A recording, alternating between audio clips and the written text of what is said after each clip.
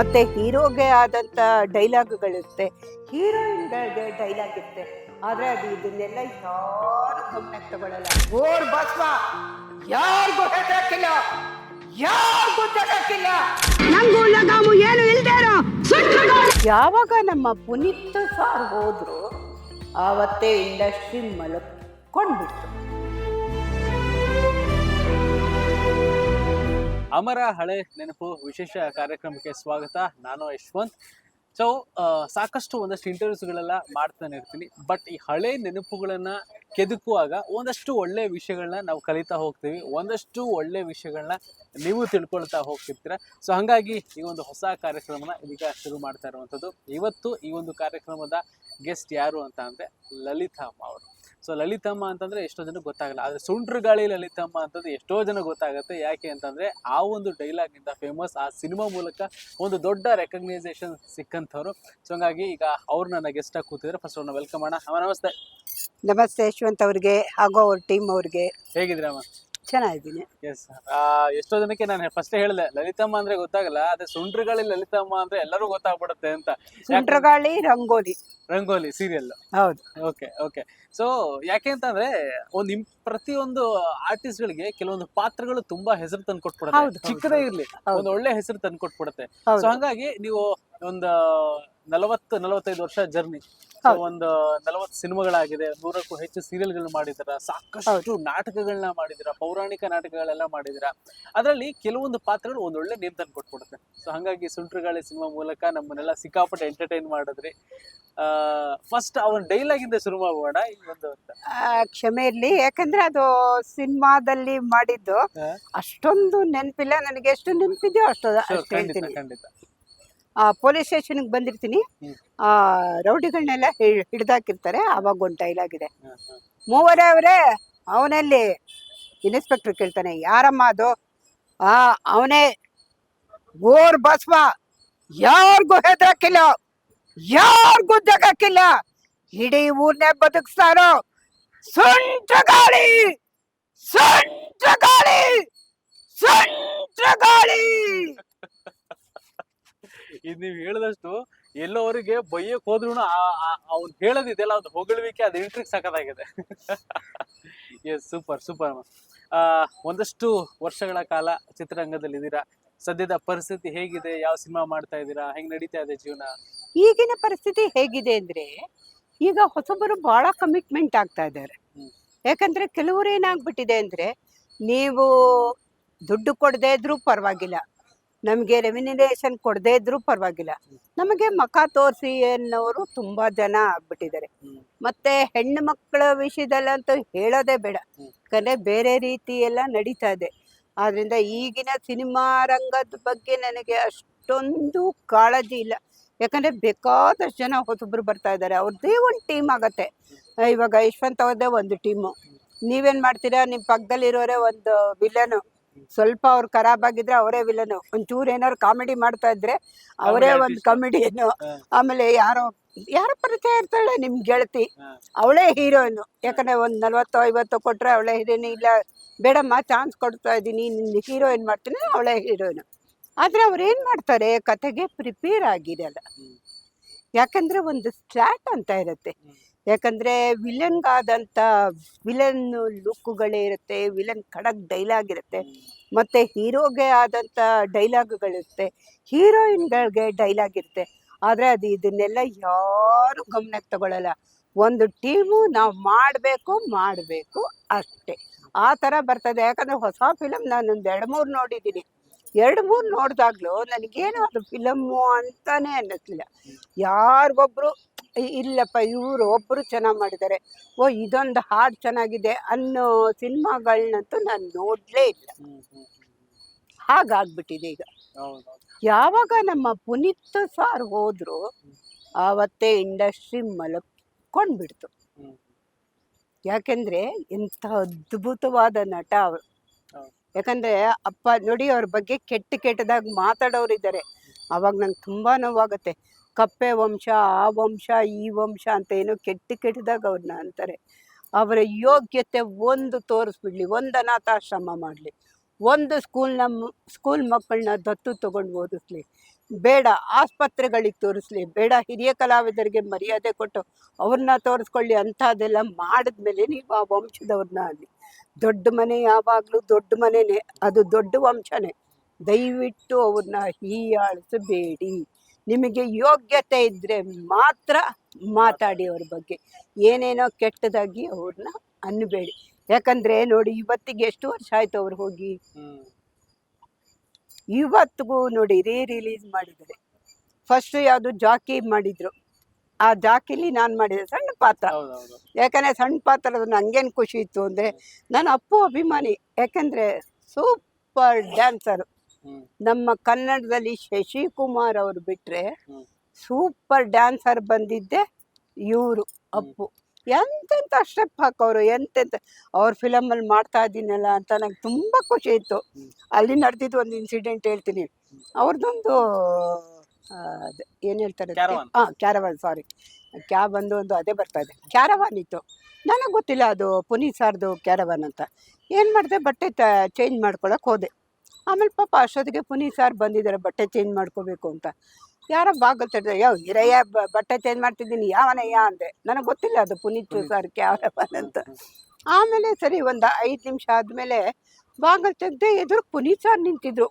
ಅಷ್ಟೊತ್ತಿಗೆ ಅವ್ರನ್ನ ಯಾರನ್ನೋ ಹೇಳ್ತಾ, ಏನಯ್ಯ ಗೊತ್ತಾಗೋದಿಲ್ವಾ, ಬಟ್ ಪುನೀತ್ ಸರ್ನ ನೋಡ್ಬಿಟ್ಟು ನಂಗೊಂದು ಕ್ಷಣ ಗಾಬರಿ. ಸಾರಿ ಸರ್ ನೀವಿದ್ದೀರಾ ಅಂತ ಗೊತ್ತಿಲ್ಲ, ನಿಮ್ಮ ಕ್ಯಾರವಾನು ಅಂತ ಗೊತ್ತಿರಲಿಲ್ಲ ನನಗೆ ಅಂದೆ.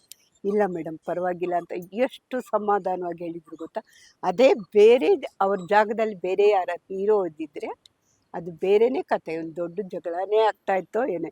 ಯಾಕಂದರೆ ನಾನು ಯಾರಿಗೂ ಸೋಲು ಅಂತವಳಲ್ಲ, ಜಾಸ್ತಿ ಸೋಲಲ್ಲ ನಾನು. ನನ್ನ ತಪ್ಪಿತ ನಾನು ತಲೆ ಬಾಗ್ತೀನಿ, ನನ್ನ ತಪ್ಪಿಲ್ವಾ ನಾನು ಯಾರಿಗೂ ಹೆಸರು. ಅದರಿಂದ ಆ ಒಂದು ಕ್ಷಣ ನನಗೆ ತುಂಬ ಒಂಥರ ಭಯ ಆಯಿತು, ಖುಷಿ ಆಯಿತು. ಆಮೇಲೆ ಪುನೀತ್ ಸರ್ ಕೇಳಿದೆ, ಸರ್ ಒಂದೇ ಒಂದು ಸ್ನ್ಯಾಪ್ ತಗೊಳ್ಳೋಣ ಅಂತ. ಪಾಪ ಖುಷಿಯಾಗಿ ನಾನು ಅದು ಹೇಳಿದೆ, ನಾನು ನಿಮ್ಮ ಅಭಿಮಾನಿ ಸರ್. ಹೌದಾ ಆಂಟಿ ಅಂದರು. ಸಾರಿ ಹೌದಾ ಮೇಡಮ್ ಅಂದರು. ಪರವಾಗಿಲ್ಲ ಆಂಟಿ ಅಂತಾನೆ, ನನಗೇನು ಬೇಜಾರಿಲ್ಲ ಅಂದೆ. ಆಮೇಲೆ ಒಂದು ಸ್ನ್ಯಾಪ್ ತಗೊಂಡು 4 ದಿವಸ ಅವ್ರ ಜೊತೆ ವರ್ಕ್ ಮಾಡಿದೆ. ಕೋಲಾರದಲ್ಲಿ ಅದು ವರ್ಕ್ ಇದ್ದಿದ್ದು ತುಂಬಾ ಒಳ್ಳೇದು. ಇತ್ತೀಚೆಗೆ ನೀವು ಕೂಡ ಗಮನಿಸಿರ್ತೀರಾ, ಒಬ್ರು ನಿರ್ಮಾಪಕರು ಹೌದು ಕೆಟ್ಟದಾಗ, ಅತಿ ಕೆಟ್ಟದಾಗ ಮಾತಾಡಿದ್ರು. ಕರ್ಕೊಂಡಿದ್ದೆ ಒಳ್ಳೇದು ಅನ್ನೋ ತರ ಎಲ್ಲ ಮಾತಾಡಬಾರ್ದು. ನೋಡಿ, ಅವ್ರ ಆಯಸ್ಸು ಎಷ್ಟಿತ್ತು ಅಷ್ಟಿತ್ತು. ಕರ್ಕೊಂಡಿದ್ದೆ ಒಳ್ಳೇದಾಯ್ತು. ಅವರಿದ್ದಿದ್ರೆ ಇವತ್ತು ಇಂಡಸ್ಟ್ರಿ ಇನ್ನೂ ಎಷ್ಟು ಮುಂದುವರೆದಿರೋದು, ಎಷ್ಟು ಜನ ಯಂಗ್ಸ್ಟರ್ಸ್ಗೆ ಅವರಿಂದ ಸಹಾಯ ಆಗಿರೋದು. ಯಾರೇ ಹೋಗ್ಲಿ ಸರ್ ಕ್ಲಾಪ್ ಮಾಡಿ ಬರ್ತೀನಪ್ಪ, ಯಾರ ಅವ್ರ ಮನೆಗೆ ಹೋಗ್ಲಿ ಊಟ ಮಾಡದೆ ಕಳಿಸಲ್ಲ ಅವ್ರ ಯೋಗಕ್ಷ. ಆದ್ರಿಂದ ಆ ಥರ ಕೆಟ್ಟದಾಗ ಅವ್ರು ಮತ್ತೆ ಕ್ಷಮೆ ಕೇಳಿದ್ರು ಬಿಡಿ, ಮಾತಾಡ್ಬಿಟ್ಟು ಕ್ಷಮೆ ಕೇಳಿದ್ರೆ ಏನು ಪ್ರಯೋಜನ. ನಾನು ನಿಮ್ಗೆ ಏನೇನೋ ಅಂದ್ಬಿಟ್ಟು ಅಯ್ಯೋ ಕ್ಷಮೆ ನನ್ನಿಂದ ತಪ್ಪಾಯ್ತು ಅಂತ ಕೇಳ್ಬಿಟ್ರೆ ಏನು ದೊಡ್ಡ ಗುಣ ಅದು ಮಾತಾಡಬಾರ್ದ. ಭಾಳ ನೋವಾಯ್ತು ನಂಗೆ ಅದನ್ನ ನೋಡಿ. ನಾನು ಕಾಮೆಂಟ್ಸ್ ಹಾಕಿದ್ದೆ, ದಯವಿಟ್ಟು ಹೀಗೆಲ್ಲ ಹೇಳಬೇಡಿ ಸರ್, ದೊಡ್ಡ ಮನೆ ಹುಡುಗನು. ನೋಡಿ, ಅವರು ಒಂದು ಏಜಲ್ಲಿ ನಮಗೆ ಗೊತ್ತಿಲ್ಲ ಅವ್ರು ತಪ್ಪು ಮಾಡಿದಾರೋ ಇಲ್ವೋ ಗೊತ್ತಿಲ್ಲ, ನಾವು ನೋಡಿದೀವ ಕಣ್ಣಾರೆ.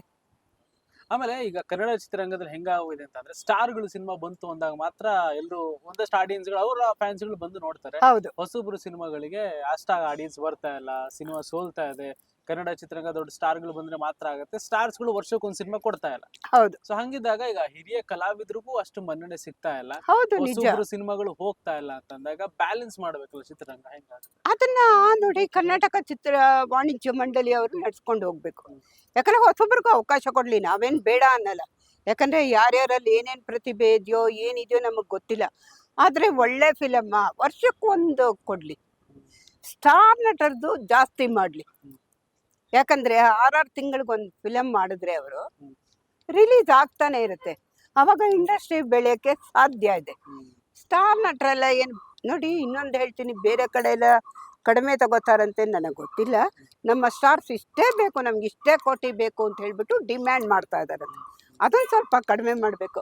ನೋಡಿ, ನಿರ್ಮಾಪಕರಿಗೆ ಏನು ಕಷ್ಟ ಇರುತ್ತೋ ಏನಿರ್ತೋ, ಎಲ್ಲಿಂದ ತಂದು ಸಾಲ ಮಾಡಿರ್ತಾರೋ, ಏನು ಮನೆ ಮಾಡಿರ್ತಾರೋ, ಅವ್ರ ಹೆಂಡತಿ ಮಕ್ಕಳದು ಏನು ಒಡವೆ ಇಟ್ಟು ಮಾಡಿ ಡಿಮ್ಯಾಂಡ್ ಮಾಡೋಕ್ಕೆ ಹೋಗ್ಬಾರ್ದು. ಆ ಥರದಲ್ಲಿದ್ದವರು ಅಣ್ಣ ಅವ್ರು ಬೇಸಿದು. ಅವ್ರು ನೋಡಿ ಯಾರಿಗೂ ಡಿಮ್ಯಾಂಡ್ ಮಾಡ್ತಾ ಇರ್ಲಿಲ್ವಂತೆ, ಇಷ್ಟೇ ಕೊಡು, ಇಷ್ಟನ್ನೇ ಮಾಡು, ಇಂಥದ್ದೇ ಕೊಡು ನನಗೆ. ಮತ್ತು ಊಟನೂ ಅಷ್ಟೇ ಎಲ್ಲರ ಜೊತೆನೂ ಕೂತ್ಕೊಂಡು ಊಟ ಮಾಡೋರಂತೆ. ಈಗಿನವ್ರು ಹಂಗಲ್ಲ, ನನಗೆ ಸಪ್ರೇಟ್ ಬೇಕು, ಹೀರೋಯಿನ್ನು ಅವರು ಸಪ್ರೇಟ್ ಇದ್ರೆ ಸಾಕು, ಅದು ಮಾಡ್ಕೊಡು. ಎಲ್ಲರೂ ಒಂದೇ ಅಲ್ವಾ? ನಿಮಗೆ ವಿಲನ್ ಇದ್ರೇನೆ ನಿಮ್ಮ ಇದು ನಡೆಯೋದು, ಒಬ್ಬ ಕಾಮಿಡಿ ಇದ್ರೇನೆ ನಿಮ್ದು ಇದು ಜೂನಿಯರ್ಸ್ ಬರ್ತಾರ, ಅವರಿದ್ರೇನೆ ನಿಮ್ಮ ಫಿಲಮು ಒಂದು ಹಂತಕ್ಕೆ ಬರೋದು. ಆ ಸೀನ್ ಎಲ್ಲ ಇದ್ದಾಗ ನೀವೇ ಮಾಡ್ಕೊಂಬಿಡಿ. ಹಾಗಾದ್ರೆ ಯಾವುದು ಬೇಡ, ನೀವೇ ಮಾಡ್ಕೊಂಬಿಡಿ. ಬರೀ ಹೀರೋ ಹೀರೋಯಿನ್ನೇ ಇರಲಿ, ಒಂದು ಸಾಂಗು ಒಂದಷ್ಟು ಡೈಲಾಗು ಮಾಡ್ಕೊಳ್ಳಿ, ನೋಡೋಣ ಹೆಂಗ್ ಓಡತ್ತೆ ನೋಡ್ತೀನಿ ನನ್ನದು ಫಿಲಮು. ಸಾಧ್ಯನೇ ಇಲ್ಲ ಅದು. ಈ ತರ ಪರಿಸ್ಥಿತಿ ಬಂದಿದೆ. ನಮ್ಮ ಸ್ಟಾರ್ಗಳು ಅದನ್ನ ತಿಳ್ಕೊಂಡು ವರ್ಷಕ್ಕೆ ಅವ್ರ ಕೈಲಿ ಎಷ್ಟು ಫಿಲಮ್ ಸಾಧ್ಯನೋ ಅಷ್ಟು ಫಿಲಮ್ ಮಾಡಬೇಕು. ಮಾಡಿದ್ರೇನೆ ಚಿತ್ರರಂಗ ಇನ್ನೂ ಬದುಕಕ್ ಸಾಧ್ಯ. Correct correct. ಆಮೇಲೆ ಕೆಲವೊಮ್ಮೆ ಈ ಕೋವಿಡ್ ಅನ್ನೋ ಟೈಮಲ್ಲಿ ಒಂದಷ್ಟು ಹಿರಿಯ ಕಲಾವಿದರಿಗೆ ಕೆಲವು ಸ್ಟಾರ್ಸ್ಗಳೆಲ್ಲ ಸಹಾಯ ಅದು ಇದು ಎಲ್ಲ ಒಂದಷ್ಟೆಲ್ಲ ಮಾಡಿದ್ರು.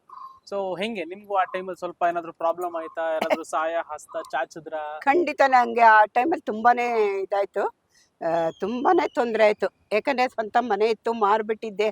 ಅಷ್ಟೊತ್ತಿಗಾಗ್ಲೇ ಮನೆ ಇರ್ಲಿಲ್ಲ. ಅದೇ ಗುಬ್ಬಿರಂಗ್ ಮಂದಿರ ಇತ್ತಲ್ಲ, ಅಲ್ಲಿ ಮಲಗ್ತಾ ಇದ್ದೆ. ಪುಣ್ಯಾತ್ಮ ಕಲಾ ಮಾಧ್ಯಮದವ್ರನ್ನ ನಾನು ಇವತ್ತಿಗೂ ನೆನೆಸ್ಕೋಬೇಕು. ಯಾಕಂದ್ರೆ ಅವ್ರು ಇಂಟರ್ವ್ಯೂ ಮಾಡಿ ನನ್ನ ಇದು ಬ್ಯಾಂಕ್ ಅಕೌಂಟ್ ಇಸ್ಕೊಂಡು ಬ್ಯಾಂಕ್ ಸ್ಟೇಟ್ಮೆಂಟ್ ಎಲ್ಲ ಹಾಕಿದ್ರು.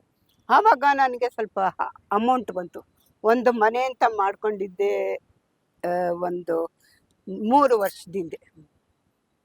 ಬಹಳ ಕಷ್ಟಪಟ್ಬಿಟ್ಟೆ. ಯಾಕಂದರೆ ನಮ್ಮ ತಾಯಿ ಕೊಟ್ಟಿದ್ದಂಥ ಆಸ್ತಿ ಶುಕ್ರವಾರ ಕೊಡಬೇಡ ಅಂತ ಹೇಳಿದರು. ಯಾವ ಗಳಿಗೆನೋ ಯಾವ ಕೆಟ್ಟಗಳಿಗೆನೋ ಶುಕ್ರವಾರ ಅನ್ನೋದು ಹಾಳಾದ ಜ್ಞಾಪಕ ಇರಲಿಲ್ಲ. ಶುಕ್ರವಾರ ಕೀ ಕೊಟ್ಟೆ.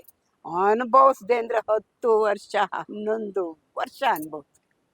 ಕಲಾ ಮಾಧ್ಯಮದವ್ರಿಗೆ ಮತ್ತು ನಮ್ಮ ರೇಖಾ ದಾಸ್ ಟಾಕೀಸು ಅವ್ರು ಇಂಟರ್ವ್ಯೂ ಮಾಡಿದ್ರು. ಅವರಿಂದ ಸ್ವಲ್ಪ ನನಗೆ ಅಮೌಂಟ್ ಆಯಿತು. ಈಗ ಒಂದು ಮನೆ ಅಂತ ಮಾಡಿಕೊಂಡು ನೆಮ್ಮದಿಯಾಗಿದ್ದೀನಿ. Okay okay. ಇವಾಗ ಅವಕಾಶಗಳು ಯಾವ ರೀತಿ ಆಗಿದೆ? ಆಮೇಲೆ ನಿಮ್ಮ ಪೇಮೆಂಟ್ಗೆ ತಕ್ಕನಾಗಿ ಅವಕಾಶಗಳು ಸಿಗ್ತಾ ಇದೆಯಾ? ಇಲ್ಲ ಪೇಮೆಂಟ್ಗಳು ಹೆಂಗೆ ಮಾಡ್ತಾರೆ? ಖಂಡಿತ ಸಿಗಲ್ಲ. ಯಾಕೆ ಗೊತ್ತಾ? ನೋಡಿ ಹೇಳ್ತೀನಿ. ಯಾವುದೋ ಒಂದು ಫಿಲಮ್ ಬಂತು. ಫಿಲಮ್ ಬಂದಾಗ ನಾನು 15,000ದಿಂದ ಟ್ರೈ ಮಾಡ್ತೀನಿ. ಯಾಕಂದರೆ ನಾವು ಸೀರಿಯಲ್ಗೆ ಒಂದು ದಿವಸಕ್ಕೆ 5,000 ತಗೋತೀವಿ ಮಿನಿಮಮ್. ಅವರೇನಂದ್ರು, ಮೇಡಮ್ ನಾವೇ ಕೈಯಿಂದ ಹಾಕ್ಕೊಂಡು ಮಾಡ್ತಾ ಇರೋದು ಅಂತಂದರು. ಸರ್ ಅದು ನಿಮ್ಮ ಹಣೆ ಬರ. ನೀವು ಕೈಯಿಂದ ಹಾಕ್ಕೊಂಡು ಮಾಡ್ತೀರೋ ಕಾಲಿಂದ ಹಾಕ್ಕೊಂಡು ಮಾಡ್ತೀರೋ ನಮಗೆ ಗೊತ್ತಿಲ್ಲ, ನಿಮ್ಮ ಹಣೆ ಬರ. ನಾವು ಕೊಟ್ಟು ಮಾಡೋಕ್ಕಾಗತ್ತಾ ಸರ್? ಹೇಳಿ, ಒಂದು ರೇಟ್ ಹೇಳಿ, ಮತ್ತು ಎಷ್ಟು ದಿವಸ ಇದೆ ಖಂಡಿತವಾಗಿ ಹೇಳಿ. ಏನು ಮಾಡ್ತಾರೆ, ಕೆಲವೊಂದು ಸತಿ 2 ದಿವಸ 3 ದಿವಸ ಇದೆ ಅಂತ ಹೇಳ್ಬಿಟ್ಟು ನಮ್ಮನ್ನು ಕರೆಸ್ತಾರೆ. ಆದರೆ ಆ್ಯಕ್ಚುಲಿ ಆಗಿರೋದೇ ಅವತ್ತು ಒಂದೇ ದಿವಸ ಅದಿರುತ್ತೆ. ಅದಕ್ಕೆ ಹೇಳಿದೆ, ಕರೆಕ್ಟಾಗಿ ಹೇಳಿ ಎಷ್ಟು ದಿವಸ ಇದೆ, ಏನಿದೆ ಕರೆಕ್ಟಾಗಿ ಹೇಳಿ ಅಂತೆ. ಆಮೇಲೆ ಒಂದೇ ದಿವಸ ಮೇಡಮ್ ಇರೋದು, ಅದು ಮಧ್ಯಾಹ್ನದ ಮೇಲೆ ಬನ್ನಿ ಸಾಕು ಅಂದರು. ಆಮೇಲೆ 15ರಿಂದ ಹಿಡಿದು ಆಮೇಲೆ 10ಕ್ಕೆ ಬಂದೆ, 10 ಆಗಲ್ಲ ಅಂದರು. ಆಮೇಲೆ ಲಾಸ್ಟಲ್ಲಿ 7,000 ನಿಲ್ತದೆ. ನಾವು ಮನೇಲೆ ಕೂತಿದ್ರೆ ಯಾರು ಕೊಡ್ತಾರೆ ಅದನ್ನಾಗಲಿ ಅಲ್ವಾ? ಯಾಕಂದರೆ ಯಾರೂ ಇಲ್ಲ. ನಾನು ಆ್ಯಕ್ಚುಲಿ ಮದುವೆ ಎಲ್ಲ ಮಾಡ್ಕೊಂಡಿಲ್ಲ, ಮಕ್ಕಳಿಲ್ಲ, ಯಾರೂ ಇಲ್ಲ. ಏನೇ ಹೆಚ್ಚು ಕಮ್ಮಿ ಆದರೂ ನಾನು ನೋಡ್ಕೊಳ್ಳೋರು ಯಾರೂ ಇಲ್ಲ. ಬಟ್ ಭಗವಂತ ನನಗೆ ಒಂದು ಶಕ್ತಿ ಕೊಟ್ಟಿದ್ದಾನೆ. ಈ ಫೀಲ್ಡಿಗೆ ಬಂದಾಗ, ಈ ಫೀಲ್ಡಲ್ಲಿ ಇವತ್ತಿಗೂ ನಾನೇನಾದ್ರು ರಂಗಭೂಮಿ ಆಗಲಿ ಅಥವಾ ಥಿಯೇಟ್ರಲ್ಲಾಗಲಿ ಅಥವಾ ಇದು ಸಿನಿಮಾ ಶೂಟಿಂಗಲ್ಲಾಗಲಿ ಸೀರಿಯಲ್, ನನ್ನ ಕ್ಯಾರೆಕ್ಟ್ರ್ ಏನು ಕೊಡ್ತಾರೆ ಅದನ್ನು ನಿಭಾಯಿಸ್ಕೊಂಡು ಹೋಗ್ತೀನಿ. ಆ ಶಕ್ತಿ ಮಾತ್ರ ಪರಮಾತ್ಮ ನನಗೆ ಇವತ್ತು ಕೊಟ್ಟಿದ್ದಾನೆ. ಹೀಗೆ ಇಟ್ಟಿರುವಂಥ ಪರಮಾತ್ಮನ ಕೇಳ್ಕೊತೀನಿ. ಯಾಕೆ ಮದುವೆ ಯಾಕೆ ಆಗ್ಲಿಲ್ಲ? ಯಾಕೆ ಏನು ಮೊದಲಿಂದ ನನಗೆ ಅದು ಒಂಥರ ಇಷ್ಟ ಆಗಲಿಲ್ಲ. ಎಂಥವ್ರು ಸಿಗ್ತಾರೋ ಏನು. ಅದು ಇತ್ತೀಚಿನ ಹುಡುಗಿರು ಆತರ ಎಲ್ಲ ಯೋಚನೆ ಮಾಡ್ತಿದ್ರು. ಅವಾಗ್ಲೂ ಆತರ ಯೋಚನೆ ಜಾಸ್ತಿ ಇತ್ತ? ಈಗಿನ ಹುಡುಗಿರು ಆ ಥರ ಅಲ್ಲ ಯೋಚನೆ ಮಾಡೋದು. ನೀನೇ ಮೊದಲು ನೀನೇ ಕೊನೆ, ಇವ್ರು ಬಿಟ್ಟು ಅವರು, ಅವ್ರು ಬಿಟ್ಟು ಇವರು. ನಾವು ರಂಗಭೂಮಿಯಿಂದ ಬಂದವರು ಏನಾರ ಸಾಧಿಸ್ಬೇಕು ಫಿಲಮ್ ಇಂಡಸ್ಟ್ರಿಲಿ ಅಥವಾ ಸೀರಿಯಲ್ ಧಾರಾವಾಹಿಲಿ ಅಂದ್ಬಿಟ್ಟು ನಾನು ಆ ಗಟ್ಟಿ ನಿರ್ಧಾರಕ್ಕೆ ಬಂದಿದ್ದೆ. ಈಗಿನವ್ರು ಹಂಗಲ್ಲ. ನೀವು ಇಂಜಿನಿಯರಾ, ನೀನೇ ಮೊದಲು, ನೀನೇ ಡಾಕ್ಟ್ರ, ನೀನೇ ಮೊದಲು. ಇದು ಆಗ್ತಾರೆ. ಅವರು ಯಾವುದೇ ಚಿತ್ರರಂಗಕ್ಕೆ ಬರೋದಕ್ಕಾಗ್ಲಿ ಬೇರೆದಕ್ಕಾಗ್ಲಿ ಅವ್ರು ಬರ್ತಾ ಇಲ್ಲ.